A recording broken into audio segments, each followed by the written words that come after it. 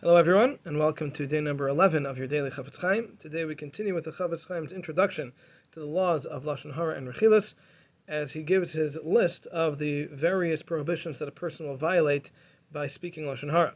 And he says in halacha number 3 that a person who speaks Lashon Hara also violates the following prohibition, where the Torah says, Hishomer benega hatzara'as lishmor ma'od v'la'asais. A person needs to be careful with the tzara'as, to guard it very carefully and to do.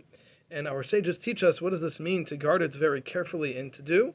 It means not to forget to be careful with the laws of Lashon Hara, because one of the results that can come from Lashon Hara is that a person can be afflicted with tzara'as, with this spiritual leprosy, through the speech of Lashon Hara.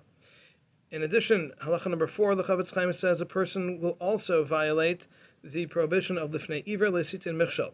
You should not place a stumbling block before a blind person. And in addition to the simple meaning of the words, this is also a prohibition against putting someone else in a position to sin.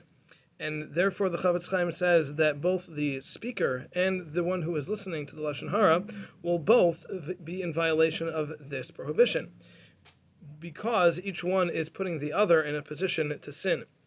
However, the Chafetz Chaim says there is a difference between the speaker and the listener, because the speaker is going to be in violation of this law regardless of who else is there, how many people are listening, and on the contrary, the more people that are listening, the more he is in violation, because he is putting more and more people in a position to sin.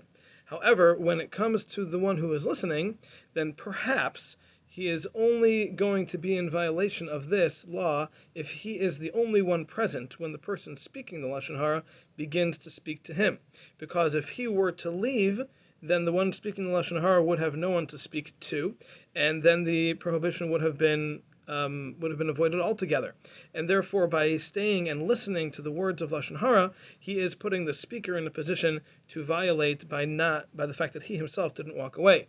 However, if there were already other people there at the time, and then he joined, so the speaker was going to be speaking his words of Lashon Hara either way, and therefore the Chafetz Chaim says that perhaps the added listeners will not be in violation of this particular prohibition of putting the speaker in a position to sin. However, obviously they will certainly still be in violation of all of the other prohibitions that we have mentioned and those that we will be mentioning in the future. And he ends off by saying that regardless, it is very important that a person should avoid such groups of people who are speaking negatively of others, because on high they are written in as a group of wicked people.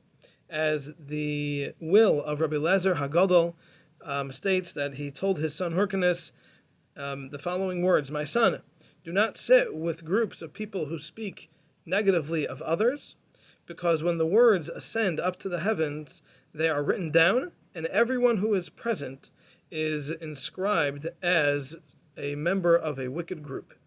And therefore, the Chafetz Chaim says it's very important to avoid sitting with groups of people who speak Lashon Hara.